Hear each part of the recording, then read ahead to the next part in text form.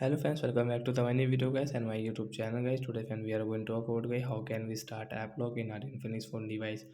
Friends, we want to start guys your phone app lock. So how can you start today friends? I will show you. I will tell you in this video.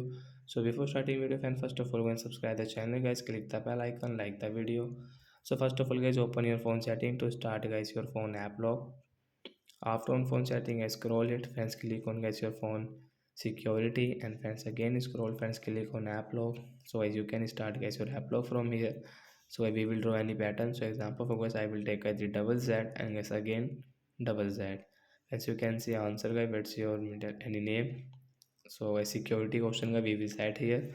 So I will take this A four time and guys next turn option, and friends which app guys you can see guys. First of all example होगा, we will start app lock to lock this app, and friends come back. So friends you can see guys we have this app lock.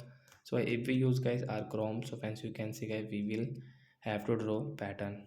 Friends you can see app lock password, draw pattern to unlock app Chrome app. So that's it guys, thanks for watching the video. I hope friends you understood how to set app lock password and how to start app lock in Infinix phone. So bye guys.